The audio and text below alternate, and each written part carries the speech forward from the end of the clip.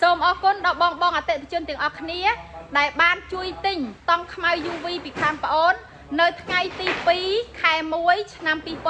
2026 វេលាម៉ោង 4 កន្លះការវិចខ្ចប់ចាប់ផ្ដើមបណ្ដើរហើយអញ្ចឹងពុកម៉ែបងប្អូនទាំងអស់គ្នាដែលត្រូវការតង់ដែលមានគុណភាពល្អប្រើស្វិតជាប់បានយូរឆ្នាំមិនងាយផុយស្រួយជាមួយពន្លឺព្រះអាទិត្យឬក៏បងត្រូវការយកទៅប្រក់ដំបូលរោងសម្រាប់ការស្នាក់នៅ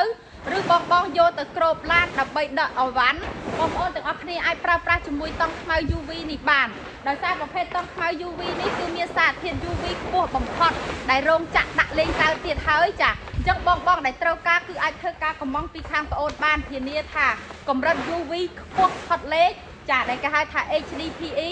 ហើយកម្រាស់តង់គឺកម្រាស់ TC ល្អពេញខ្នាតបងប្អូនយកទៅគឺប្រើបានយូរឆ្នាំមិនងាយផុយស្រួយទេចាហើយអ្វីដែលសំខាន់ជាងនេះទៅទៀតពុកម៉ែបងប្អូនត្រូវការទំហំប៉ុណ្ណាក៏បានគឺខាងខ្ញុំអាចអ៊ុតជូនពុកម៉ែបងប្អូនទាំងអស់ដោយម៉ាស៊ីនទំនើបចាអញ្ចឹងការអ៊ុតរបស់ខ្ញុំបងប្អូនអាចសង្កេតមើលបានភ្នែអ៊ុតមួយគឺមានស្តង់ដារត្រឹមត្រូវដែលបងប្អូនយកទៅប្រើប្រាស់ដោយទំនុកចិត្តព័ត៌មានបន្ថែមអំពីតម្លៃឬក៏ផលិតផលនានានិងបច្ចេកទេសក្នុងការដាំ